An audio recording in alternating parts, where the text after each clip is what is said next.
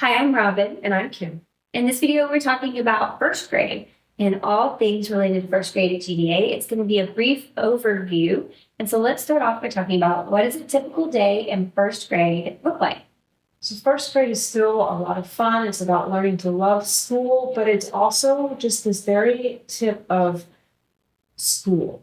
It kind of is losing the play that really follows into kindergarten, and it's becoming more academically focused, but in a fun way. They still have fewer subjects than second through sixth grade, and so they've got more time to invest. Reading, being able to read well is a big focus in first grade, and they spend a lot of time working on reading in the classroom. Okay.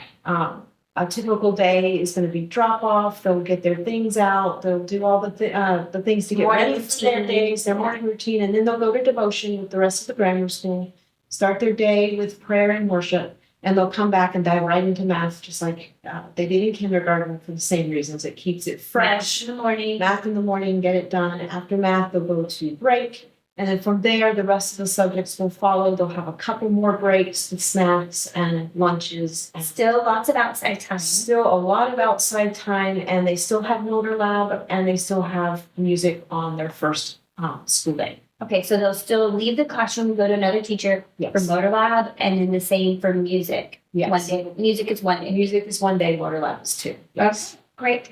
Are there any specific things just related to first grade that would be good for parents and co-teachers to know? Absolutely. So first grade is when we kind of start what history looks like for the rest of their grammar school. They have a set of 32 cards, and that would be their topics of the year. They start with creation. So they go through creation, through all the biblical Old Testament stories, and they wrap up their second half of the year in ancient Egypt. This is their first grade level to learn to memorize a history timeline. Yes. So that's something that's new and different from kindergarten, where history was much lighter work.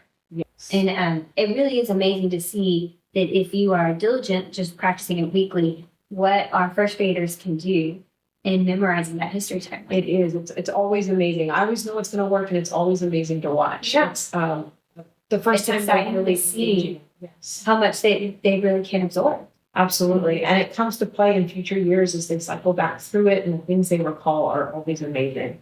Anything else specific to first grade? So they have a few projects that are special to them. In the first part of the year, when they get to it in history, they will build a Noah's Ark. And they get to choose their material. Yeah. And there's some guidelines, but they get to make build. And this relates to creationism in the beginning of the history time. That's right. And then in the second half of the year, as they finish up their study of ancient Egypt, they get what may be the most fun week in the entire school, and they get to do Egypt days. So now this is famous around GDA, is Egypt days and first grade. So one of the most fun and exciting learning experiences for parents and students are these Egypt days. Yes, and they will get to talk about all kinds of ancient Egypt topics like mummification, when they get to mummify their own chicken. They're going to mummify their own chicken, and all of the instructions are provided, right? Yes, and it starts right around spring break, and then it's done by about week 30, 31. And your teacher will guide you through this, and no worries. Yeah. And I was terrified. When I had to do it with my student, I was terrified, but it actually ended up being wonderful. It's one of the most memorable experiences, I think, even as a family, because everyone gets involved. Absolutely. And it's so much fun. And so once they mummify it, they bring it, and it's part of Egypt days that they bury it in the Valley of the Kings. And they get to do all of these things. And Egypt days is just a really fun week for our students. It kind of what the whole year builds towards that, and is a lot of fun. Yes. For our first grade at GDA. Is there anything else about first grade for parents to know? No. If they have questions about first grade before the beginning of the school year, where can they go?